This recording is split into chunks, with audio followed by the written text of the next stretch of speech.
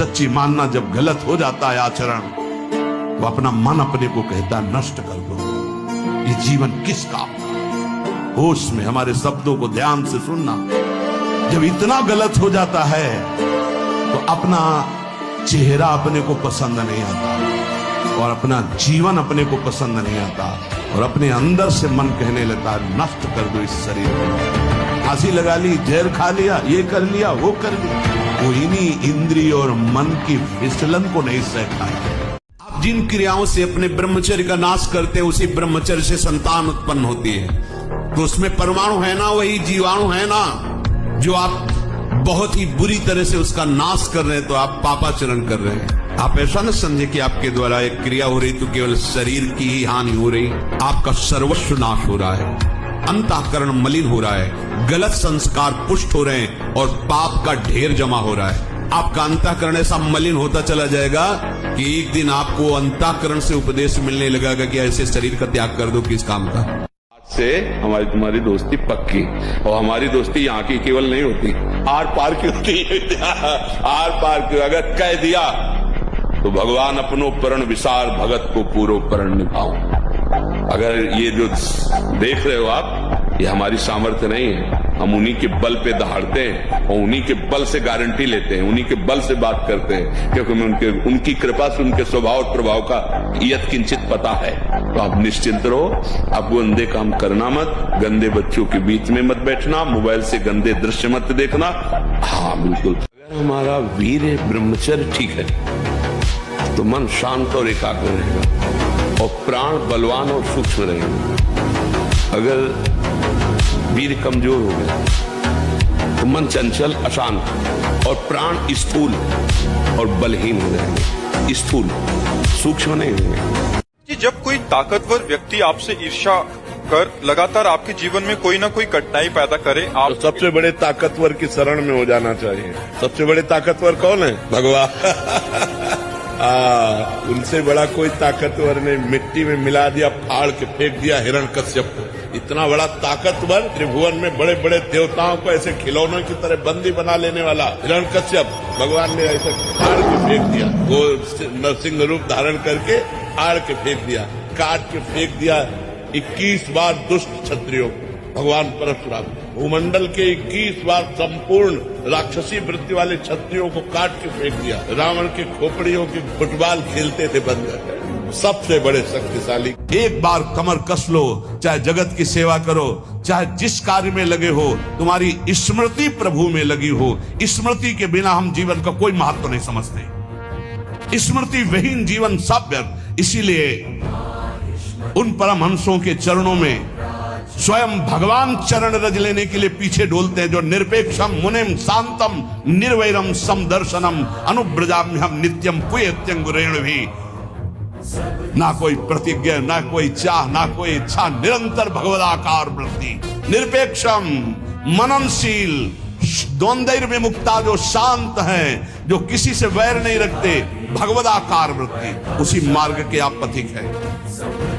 बंद रखो अपनी खिड़कियों को, कहीं माया की हवा न घुस जाए। अगर झुक गए तो रौंद दिए जाओगे।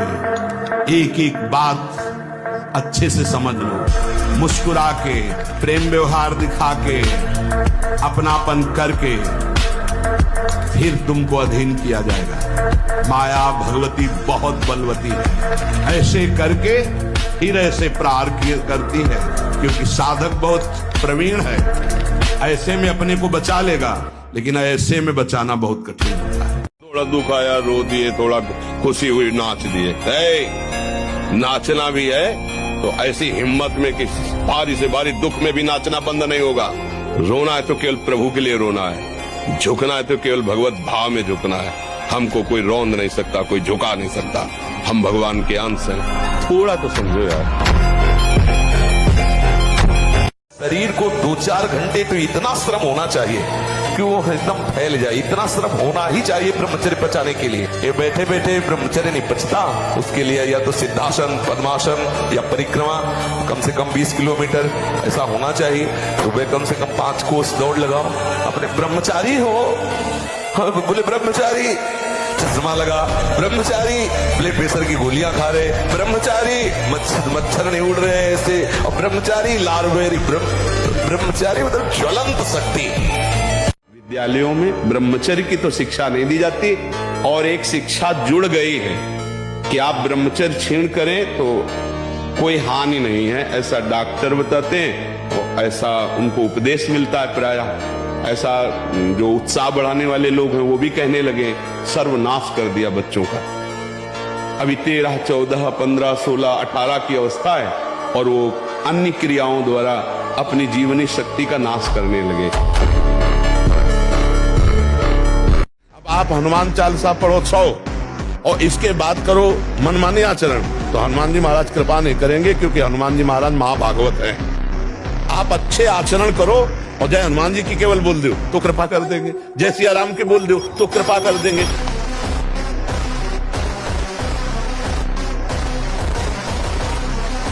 महाराज जी, जब कोई अपमान करे तो कैसे समझें कि कब चुप रहना है, सुनना है, और कब जवाब देना है? अगर हमेशा चुप रहें तो लगता है सामने वाला और भी ऐसा करेगा, तो महाराज जी ऐसी में मर्यादा नहीं, भगवान शंकर कह रहे हैं अगर हम किसी को क्षमा कर देते हैं तो हमारी क्षमा उसके ऊपर सांप से भी ज्यादा दंड देने वाली बन जाएगी। अगर हम चुप हो जाते हैं तो मालिक हिसाब करता है, वो गाली दिया और हम चुप हुए, सुन के चल दिए, तो उसको गाली देने वाले को ऐसा दंड मिलेगा समय पर कि दोबारा किसी को गाली नहीं देगा। पर सिद्धासन और पद्मासन में बैठने की वो भूल न करे जिसका ब्रह्मचर्य ठीक नहीं है, भूल न करे, नहीं शरीर पीड़ा और रोग से ग्रसित हो जाएगा। ये वायु को संशोधित करके, चर्बी को भस्म करके, शरीर को शांत करके और मन को एकाग्र करके, प्राणों को सूक्ष्म करके भगवत प्राप्ति कराने में बहुत ही सहयोगी आसन है पद्मासन और सिद्धासन। लेकिन उसके पहले ब्रह्मचर्य का नियम नहीं, तो इन आसनों पे बैठने की भूल न करें। 3 ऐसी बातें हैं जिनमें मनुष्य को महासुख की अनुभूति जैसा लगता है। यदि हमें सुंदर स्त्री मिल जाए, पुरुष के अंदर रहता है, या सुंदर पुरुष मिल जाए, स्त्री के अंदर रहता है, या जैसा भी भाव, हम सुखी हो जाए। यदि हमें मनोवांछित धन मिल जाए तो हम सुखी हो जाए, हमारा बड़ा नाम हो जाए, प्रतिष्ठा हो जाए, तो हम सुखी हो जाए। 3 बातें रखी गई हैं पूरी माया को छान करके, कंचन, कामिनी और कीर्ति। इतनी मोटी ग्रंथ होगी, हम उसे कंठस्थ कर लेंगे, पूछो कहां से पूछोगे। पर यह तभी होगा जब ब्रह्मचर्य ठीक होगा, खान पान ठीक होगा, नहीं तो स्मृति का नाश हो जाता है ब्रह्मचर्य। आज जो नए बच्चे हैं ना, ब्रह्मचर्य का नाश मतलब स्मृति का नाश, दिमाग प्रमाद, गंदी बातें देखना, यही सब अच्छा लगेगा। और हम कह रहे ब्रह्मचर्य में इतनी ताकत है कि कोई भी बात आप सुनाओ और 10 दिन बाद आप पूछ लो आकर के, वही वैसे उस मिलेगी। महाराज जी, संसार में रिश्ते ज्यादा महत्वपूर्ण है या पैसा? क्योंकि समाज में पैसों के लिए न पैसा महत्वपूर्ण, न रिश्ता महत्वपूर्ण, संसार में महत्वपूर्ण भगवान का भजन। रिश्ता भी मरेगा, पैसा भी छूटेगा, दोनों महत्वपूर्ण है क्या? न रिश्ता टिकाऊ है और न पैसा। 1 साल में आप बदल जाओगे, 1 साल में चेहरा बदल जाएगा, जीवन बदल जाएगा। नाम जप करो, आध्यात्मिक शक्ति बढ़ाओ, व्यायाम करो, शुद्ध भोजन करो, शारीरिक शक्ति बढ़ाओ, अभी आप बलवान बन जाओगे। बलवान कौन है? दूसरा गाली दे रहा, आप सह गए, उसे बलवान कहते। उसके थप्पड़ मार दिया, उसे बलवान नहीं कहते। बल आप में क्षमा है तो आप बलवान हैं। काम को आप जीत रहे हैं, आप बलवान हैं। लोभ को आप जीत रहे हैं, आप बलवान हैं। दूसरा कोई बीमार पड़ा है, आप उसको सेवा कर रहे हैं, कोई चाह नहीं, ये आप बलवान हैं। आपका मन जहां जहां जा रहा है वहां भगवान देखने की चेष्टा करे। वो वस्तु, वो व्यक्ति, वो पदार्थ, वो श्री भगवान ही हैं। क्योंकि जब पहले सृष्टि नहीं थी तो श्री भगवान थे। भगवान ने अपने आप में सृष्टि रची तो सब कुछ भगवान है, और जब समेट लेंगे तो केवल भगवान बचेंगे। तो जहां जहां मन जाए, जिस वस्तु, व्यक्ति, स्थान में उस श्री भगवान को देखिए कि ये वस्तु, ये व्यक्ति, ये स्थान मेरे आराध्य देव बने हुए। दूसरी बात कही गई थी, जहां जहां मन जाए वहां से हटा के अपने लक्ष्य में लगाइए। बार बार मन को ऐसा करने से वो मन लक्ष्य में लग जाएगा, स्थिर हो जाएगा। अपनी पाणी ग्रहण की हुई पत्नी के सिवा अन्य सब में भगवती की भावना करो। अगर दूसरी माताओं बहनों को काम दृष्टि से देखोगे नष्ट हो जाओगे, सारे पुण्य नष्ट हो जाएंगे, बुद्धि भ्रष्ट हो जाएगी। ये नेत्र ही तो फंसाते हैं। आज आमिल बहुत बढ़िया धर्मात्मा आदमी था, हम नेत्र से देखा कि एक वैश्या व्यभिचार कर रही है जंगल में, बस उसी वैश्या के व्यभिचार दृश्य ने उसको भ्रष्ट कर दिया और पूरा जीवन वैश्यागामी बना दिया। नेत्र का सारा तो खेल है। ये देख देख के बर्बाद, आज की नई पीढ़ी बर्बाद हो रही। देखा कि तो मोबाइल में गंदी गंदी बातें देख के वही गंदे आचरण कर रहे हैं। अगर संयम और ब्रह्मचर्य में तुम्हारे अंदर वो बल होगा जो बल मांस खाने से नहीं होगा। मांस खाने से आप चर्बी बढ़ा सकते हो, लेकिन आप संकल्प सिद्ध नहीं हो सकते। पूर्व के ऋषि मुनि ऐसे थे, लेकिन कुछ भी कर सकते थे क्योंकि पवित्रता थी, सत्य संकल्प था। आज हमारी पवित्रता नष्ट हो रही है, आज हम अपवित्र भोजन पा रहे हैं। अगर ब्रह्मचर्य से रहो और पवित्र अन्न पाओ और डट के व्यायाम करो तो तुम किसी को भी परास्त कर सकते हो। आपको यदि लगता है झूठ बोलने से हमें 1000 का फायदा हो जाता है, तो 10,000 का पीछे नुकसान आ रहा है जिसे तुम नहीं देख पा रहे हो। माना सत्य बोलने से आपको 4 रुपए मिलेंगे और झूठ बोलने से 400 मिलेंगे। लेकिन आप ध्यान रखना, अगर झूठ बोल के कमाओगे तो ऐसे बच्चे पैदा होंगे कि जिंदगी भर उनकी तुम्हें सेवकाई करनी पड़ेगी और अधर्माचरण में तुम्हारी प्रवृत्ति बढ़ेगी। जीवन भर रोग, प्रपंच, क्लेश, अशांति, इससे आप दुखी रहोगे। बहादुर आदमी चोट लगने पर और खूंखार होता है। कायर आदमी एक बूंद खून देखेगा दैया रे भाग है। तो ये कायरों का मार्ग थोड़ी है, सूरवीरों का मार्ग है। अगर कहीं भी हम झुकते हैं तो हम सावधान होते हैं। ये कौन सी ऐसी वृत्ति है जो मुझे रौंद दिया, गिरा दिया। सूक्ष्मता से उस वृत्ति को पकड़ा और कस दिया। मेरा आपसे वही एक निवेदन था कि जो मैंने अनुभव किया इन चर्म चक्षुओं से कि आप यहाँ विराजमान है इस स्थिति में, आपकी जीवात्मा इसी शरीर में है और आपका स्वरूप प्रकाश में लीन हो गया। ये क्या लीला है? अब महाराज जी सही बतावें आपको, आपसे कुछ छुपाव नहीं। इस खोखे के अंदर अब वही विराजमान है, अब जीव नहीं विराजमान।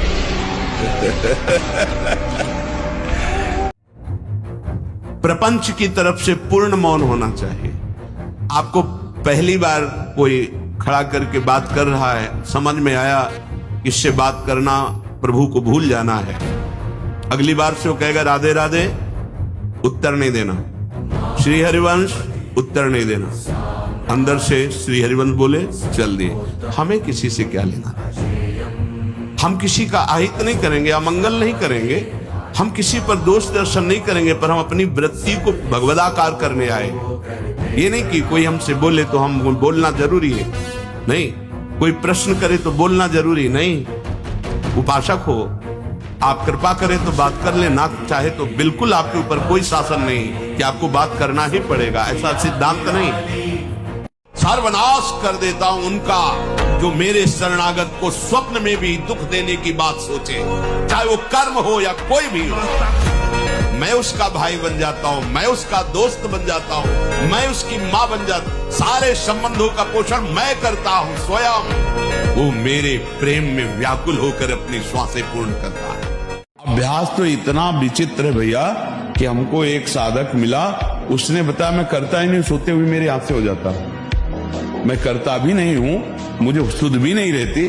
तो हमें पहले तो लगा कि ऐसा कैसे हो सकता है, फिर चिंतन में आया कि अभ्यास के द्वारा हो सकता है। अभ्यास, गलत अभ्यास हमारे जीवन को नष्ट कर देता है। तो क्या हम सही अभ्यास से धीरे धीरे गलत अभ्यास पर शासन नहीं कर सकते? कर सकते। हर बात को आनंद मिलो, दुखी काहे को, टेंशन का। अविनाशी का बच्चा किस बात में टेंशन है? मृत्यु को भी दबका के भगा दे, वो है भगवत मार्ग। जे काल बस ना पड़े, किस बात से? एक बार मरना, सबको मरना है। आप स्वस्थ हो, अभी 5 मिनट में एक्सीडेंट हो, मां चटनी हो जाओगे। कभी भी कोई भी कहीं भी हो सकता है। क्या रो रो के मरना? एक बार मरना है ना, स्वीकार कर लिया, वो एक ही बार होगा ना। जब होगा तब देख लिया जाए। आज तो मस्ती से रो, आनंद से रो, प्यारी जू का गुणगान करो, चौड़ी छाती करके चलो, राधा वल्लभ श्री हरिवंश। क्या करेगा ब्लड प्रेशर? और इंद्रियां और मन मिलकर आपको इतने गुलाम बनाए हुए, जिधर दिखवाना चाहे, जो सुनवाना चाहे, जो बुलवाना चाहे, जो खावाना चाहे, सब कुछ करने के लिए तुम तैयार हो। इसी को मिटाने के लिए, तुम्हारी गुलामी को मिटाने के लिए अध्यात्म गरज रहा है। अगर उसकी बात समझ गए तो ये सब तुम्हारे गुलाम हो जाएंगे। श्रद्धावान लभते ज्ञानम तत्पराग संहितेन्द्रिया। अब समझ में आया कि तुम आके हमसे हाथ मिलाते हो और दोस्त बनते हो और गला काटते हो हमारा। अय मन, आप तस्मात् शास्त्रम प्रमाणम से कार्याकार्यो व्यवस्थित हो। अब वही करूंगा जो गुरुदेव बोलते हैं, जो गुरुवाणी बोलती है, जो शास्त्र बोलता है। अब तू जला ले, कितना जलाएगा मुझे, बिल्कुल तेरी बात नहीं मानूंगा। 6 घंटे से ज्यादा सोना राक्षसी बुद्धि है, आसुरी बुद्धि है। अगर 4 बजे उठ जाओ तो कितनी बढ़िया दिनचर्या बन जाए। अब ये 6 बजे 7 बजे सो करके जगने वाले क्या दिनचर्या करेंगे? जब भुवन भास्कर उदय होने वाले हैं, अब दिनचर्या क्या होगी? लोग तो 8-8, 10-10 बजे तक सोते हैं। बात तो यही है कि ब्रह्म मुहूर्त में जग ही जाना चाहिए, सबको जग जाना चाहिए। अब जिनकी नाइट ड्यूटी, उनकी बात अलग है, नहीं तो हमें लगता है ऐसी प्रमाद स्थिति नहीं रखनी चाहिए। 2-2 बजे 3-3 बजे रात तक मनोरंजन करते हैं, फिर सो जाते हैं, 10-11 बजे तक सोते हैं। तो क्या जीवन है? पशुवत जीवन है। दुखी हो गया कि मरेगा कैसे, मृत्यु दुखी हो रही, कैसे मार पाऊंगा हरि को। अरे समझो, हम लोग हरि के चरण, बस हरि को भूल गए। अपनी स्त्री माना, पुरुष माना, पति माना, पुत्र माना, धनी माना, विद्वान माना, ये माना, वो माना। ये सब काल के तमाचा में माना न माना बराबर हो जाएगा। महाराज जी, आप ऐसा आशीर्वाद दीजिए कि दोबारा मैं इस गंदगी में ना जाऊं और मुझे श्री राधा रानी की प्राप्ति हो। देखो, किसी का आशीर्वाद इसमें काम नहीं करता।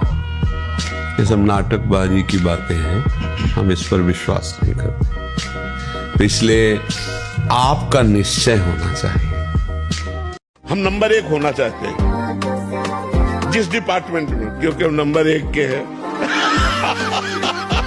उसका नंबर कोई भी महात्मा उठाएगा तो ऐसे कहेगा ना, परमात्मा वो नंबर 1 है ना, वो नंबर 1 है।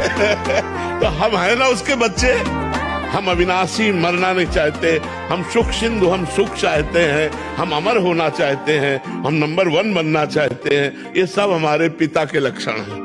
हमारे पिता परमात्मा हैं, उनके हम बच्चे हैं, उनके हम अंश हैं, इसलिए हमारी ये चाहते हैं। जैसे दाल में उफान आती है, तो जो संतानोत्पत्ति कारक ब्रह्मचर्य वीर है वो स्वयं से नहीं निकलता। या तो स्त्री सहवास स्वप्न में देखे और फिर निकले तो वो दोष माना जाता है। यदि स्वाभाविक आप जगे हो, आपको ऐसा दिखाई दिया, तो वो दोष नहीं माना जाता, वो आपका ब्रह्मचर्य पुष्ट ही माना जाएगा। तो अगर हमारा चिंतन गलत हो गया और फिर वीरपात हुआ तो दोष माना जाता है। उस दोष के प्रायश्चित के लिए गंगा आदि पवित्र नदियों में खड़े होकर के स्नान करके उसी में खड़े होकर थोड़ा जप करे, उससे उसकी दोष निवृत्ति हो जाती है। वासनाएं, ये गंदी आदतें आपकी जीवनी शक्ति को नष्ट कर देंगे। पलो 15 से लेकर 25-30 तक आपने ब्रह्मचर्य सब नष्ट कर दिया। अब आप केवल दिखाई दे रहे हैं कि मनुष्य है, मनुष्य में अब आपके अंदर ज्ञान शक्ति, स्मृति शक्ति, बल शक्ति, लोक कल्याण शक्ति, वो केवल नाटक भले बोल लो, तुम्हारे अंदर नहीं रह गई। अगर आप संयम से चलोगे, ब्याह हो, एक पत्नी व्रत ठीक से नियम, वो आप आगे गृहस्थ में भी होते हुए तेजस्वी रहेंगे। लेकिन ब्रह्मचर्य पर बोलने की सामर्थ्य तुम्हारी नहीं। तुम ब्रह्म के ज्ञाता नहीं हो, तुम शास्त्र के ज्ञाता नहीं हो, तुम डॉक्टर हो केवल अंगों के, शरीर के, बाह्य एक ढांचे के, वो भी सूक्ष्म शरीर के नहीं, केवल स्थूल ढांचे के हो। तो स्थूल ढांचे की आपको सुधार वाली बात बतानी है। ब्रह्मचर्य नाश करना, ये तुम कौन से सिद्धांत से बोलते हो? किस सिद्धांत से? छोटे छोटे नवीन अवस्था के बच्चे तुम्हारी बात मान करके और नष्ट होते चले जा रहे हैं। 8-8 बार 10-10 बार वो ऐसी चेष्टाएं करके इस दशा को प्राप्त हो गए कि सामने आके कहते मुझे बचा लीजिए, नहीं मैं अपना शरीर दूंगा, नहीं बच्चा। महाराज जी, आपने तो शिव जी को देखा है महाराज जी, वो कैसे दिखते हैं? बेटे को देख ले तो बाप का अनुमान लग जाता है कि नहीं लग जाता?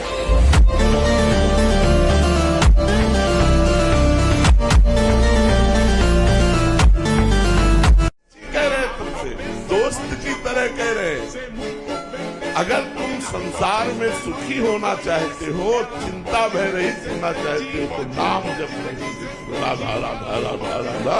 अगर तुम सुखी न हो जाओ तो देना।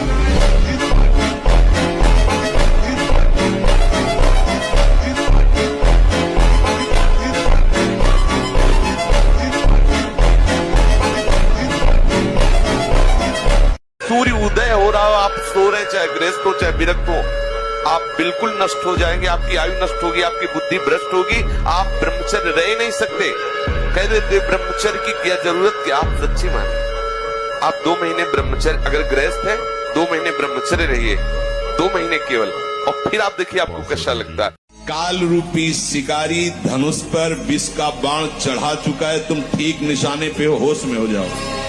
अगर अब कोई तुम्हें निशाने से बचा सकता है तो काल का भी महाकाल हरि बचा सकता है, दूसरा कोई नहीं।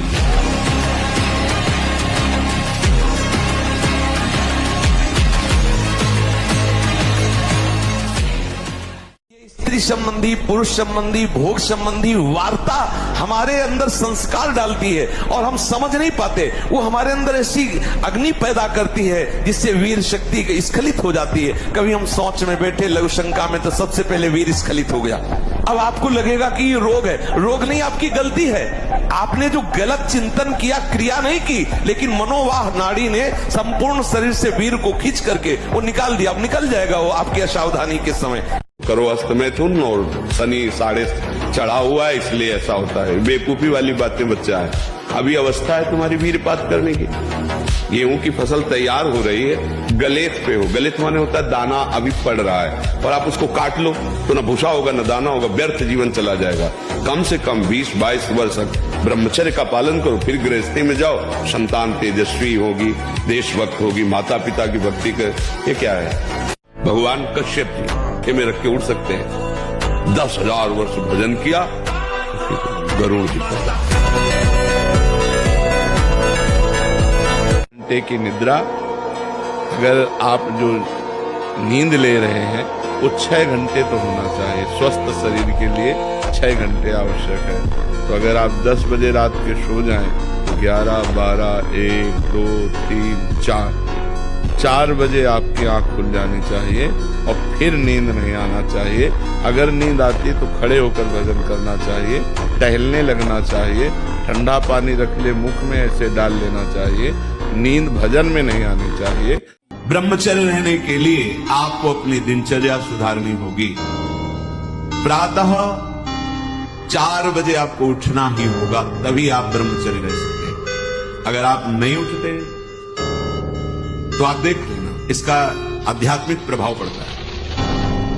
आप देखिएगा 3 बजे से लेकर के सूर्य उदय के तक अगर आप सोते हो, आपका स्वप्न दोष बढ़ेगा, आपका संयम बिगड़ेगा। अगर आप कोई ऐसी कुछ चेष्टाएं नहीं किए हैं तो स्वप्न दोष की संभावना ही नहीं होती। आप बाल्यावस्था से कुछ चेष्टाएं करते हैं, संयम विरुद्ध रहते हैं, तो आप ना चाहते हुए फिर सामर्थ्यहीन हो जाते हैं, ब्रह्मचर्यहीन हो जाते हैं। बहुत ध्यान दें, ये अध्यात्म में जैसे पूरा मकान बनने के लिए नींव मजबूत होना जरूरी है। चाहे जयखंड का बना लो आप, अगर नींव मजबूत है। नींव मजबूत नहीं तो फिर मकान ढह जाएगा। ऐसे ही ब्रह्मचर्य हर मार्ग की नींव है। चाहे जिस मार्ग में चलना चाहो, चाहे जिस संप्रदाय में चलना चाहो, चाहे लौकिक मार्ग हो या पारलौकिक, आपका ब्रह्मचर्य नींव है जीवन की। इसको मनोरंजन मत समझो। कैसी तुम्हारी दुर्बुद्धि, अपने हाथ से तुम अपना नाश करते हो। चला भी मत डरना, ये भगवत प्राप्त महापुरुष कह रहे हैं। असफलता तुम्हारे बिल्कुल सामने है, तो तुम्हें ऐसे नहीं दिखाई दे रही जैसे अमावस्या की पूरी रात्रि हो गई। अमावस्या की चारों पहर रात्रि कट गई है, सूर्य उदय होने वाला है। निराश, हताश, उदास, खिन्न सावधान होकर के इस बिजली को बचाइए, ऊर्जा शक्ति को बचाइए। आप जो बहुत प्रपंच देख करके, प्रपंच सुन करके, गंदी बातें चिंतन करके, गंदी चेष्टाएं करके आप अपनी आध्यात्मिक बिजली को, आध्यात्मिक ऊर्जा को नष्ट करते हैं, इसलिए आप आगे नहीं बढ़ पाते। आप अपने भजन पावर को बचाइए, बचाइए, बढ़ाइए। महाराज जी, कुंडली जब जागृत होती है तो कैसा अनुभव? अरे आकाश पाताल एक हो जाता है, मतलब पूरे शरीर की नस नाड़ियां झंझुकृत हो जाती है। मतलब जब उत्थान करती है तो एक एक पीता शरीर उठ जाता है आसन से, पद्मासन लगाए बैठे आसन से उठ जाता है पूरे शरीर की झंझ। मतलब आपको देख के लगेगा इनको प्रेत आ गया है क्या, हाथ पैदा हो जाती है। हनुमान जी कहते हैं कि महापराक्रमी चक्रवर्ती सम्राट महाराज दशरथ जी के पुत्र भगवान श्री राम हैं। इनसे मित्रता कर लो तो तुम बाली के भय से क्या, कोई भी तुम्हें भयभीत नहीं, काल भी भयभीत नहीं कर सकता। श्री राम अयोध्या के राजकुमार।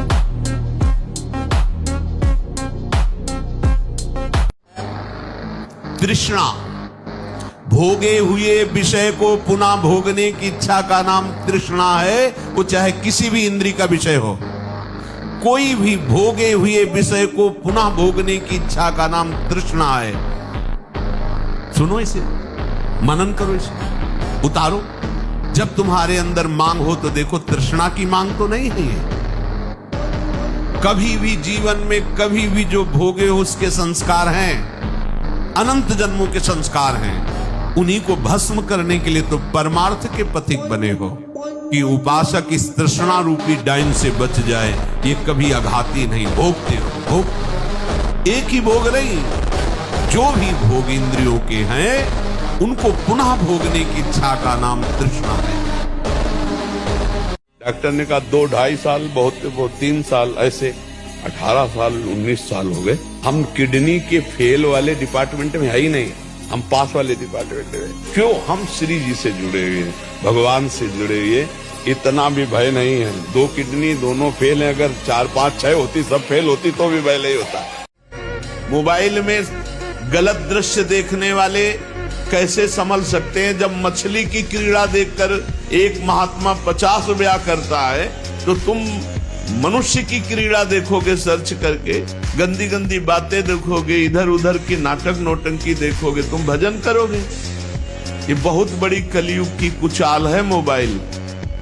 अगर इससे काम ले पावे तो अपने बस जो महापुरुषों के वचन सुन लो, या जो अत्यंत आवश्यक कार्य कर लो, नहीं तो स्विच ऑफ करके रख दो। अगर बार बार उसको देखना और किसका मैसेज और सब, तो फिर वो आकर्षण चित्त में ऐसा बैठेगा कि एकांत में गंदी बातें देखने लगोगे। मतलब अगर मोबाइल से सही प्रयोग ना हुआ तो मोबाइल ही काफी है साधक को भ्रष्ट करने के लिए, नष्ट करने के लिए।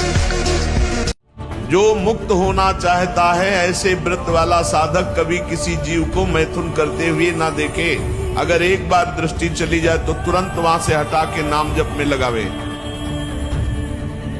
सदैव अपनी इंद्रियों को अंतर्मुख रखे, बहिर्मुख न छोड़ दे। स्वतंत्र रूप से इंद्रियों को बहिर्मुख न होने दे। एकस चरण अकेला रहे। चित्त मनंत ही से अपने चित्त को सर्वशक्तिमान भगवान में ही केवल जोड़े। चित्त का चिंतन विषय ना होना चाहिए, परमात्मा होना चाहिए। आज से अगर आप नियम ले, विरक्त उपासक को माताओं बहनों से आंख मिलाकर कभी बात नहीं करनी चाहिए। उनके मुख की तरफ, उनके चरणों की तरफ देखो, चाहे बच्ची हो, चाहे यौवन अवस्था, चाहे वृद्धावस्था की हो। विरक्त साधक को कभी एकांत में माताओं बहनों से संभाषण नहीं करना चाहिए। बीच में किसी को डाल और दूसरा साधक को खड़ा हो, नहीं बाहर निकलो। बाहर अगर बात ही करनी तो मैदान में करो खड़े होकर के। और क्या बात करनी है? हम भगवत प्राप्ति के मार्ग में चले, हमें क्या बात करनी? बहुत सावधान रहना चाहिए। ये ऐसा दुख में दलदल में भी फंस जाता है, इतना कमजोर हो जाता है कि देखो सुनकर आपको पहाड़ जैसी बात लगेगी, कैसे निकल पाऊंगा, हमसे नहीं हो पाएगा। और ये बोल कौन रहा है? ये भी तो देख, तू नहीं बोल रहा, बोल वही रहा है जो तुझे फंसाया और तू स्वीकृति कर रहा कि मैं बोल रहा हूं। भोग उसने भोगा, स्वीकृति तूने की, दुर्गति तेरी होगी। समझ पे, ये ऐसा जाल है, इसे बिना सत्संग के आप समझ नहीं सकते। तू समझ, तो तेरे ही दस्तखत से, तेरी ही स्वीकृति से तेरी दुर्गति हो रही। स्वीकृति बदल। तुम इंद्रियों को संयम में रखना, बड़े से बड़े क्लेश को सह जाना, उस समय विचलित होकर कोई उसके अनुसार कार्य मत कर देना, तो तुम देखना तुम्हें ऐसी संपत्ति मिलेगी जिसको तुम सोच भी नहीं सकते। हम लोग बाहरी संपत्ति को संपत्ति समझते हैं। कितना आनंद होता है जब कोई गाली देता, अपमान करता है, आपका हृदय शांत रहता है, तो आपको खुद लगेगा कि कितनी कृपा है हमारे ऊपर प्रभु की, हमें प्रभु ने कैसी सामर्थ्य दी है, उनकी कृपा से हृदय शीतल हो रहा है। किसी भी तरह से खिलवाड़ करना, बच्चे हैं, बच्चियां हैं, अब उनको तो ज्ञान नहीं है कि आप गलत स्पर्श कर रहे हैं, आप गलत ढंग से छू रहे हैं, और आप अपनी वासना का पोषण करने के लिए छोटे बच्चों को, बच्चियों को गोद में बैठा ले, खिला रहे, और आपकी भावना दूषित हो रही। ये सत्संग है? बहुत होश में सुनिए। साधु हैं या परमार्थ के पथिक हैं या गृहस्थ हैं, अंतर में बैठा हुआ अंतर्यामी देख रहा है। आप क्या देख रहे हो और आप क्या सोच रहे हो? बस जो ब्रह्म स्वरूप महापुरुष हो गए, स्वयं बालकवत वो खेल रहे, विचरण कर, तुम्हारी स्थिति नहीं है। अंतर की वृत्ति भ्रष्ट होने में देर नहीं लगती है। वो अबोध अवस्था को प्राप्त बालक बालिकाएं हैं। भगवान का स्वरूप मानकर दूर से, अगर वैराग्य मार्ग के पथि को दूर से स्पर्श करने का अधिकार नहीं, स्पर्श करने का साथ, वो ब्रह्मबोध संपन्न महापुरुष जो स्वयं बालवत परमहंस अवस्था को प्राप्त, वो बच्चों के साथ खेलते हैं। अगर हम स्त्री को, किसी भी स्त्री शरीर को देखकर भोग भावना करते हैं, हमारा पतन निश्चित है। कोई क्रिया हो या ना हो, यह चिंतन वाली बात है, ध्यान रखना। किसी भी माता बहन को भोग बुद्धि सिद्ध, जैसे शास्त्रों में कहा गया नरकस्य नारी, बात है कि तुम्हारी भोग भावना जो नारी के प्रति है, यह नरक पहुंचा देगी। त्रिविधम नरकस्येदम द्वारम नाशनमात्मनः कामः क्रोधा तथा लोभा तस्मादेत्रयम् त्यजेत। माताओं बहनों की तरफ देख करके काम भाव से उनको देखना, तो तुम समझ लो नरक जाने का रास्ता फिट कर रहे हो।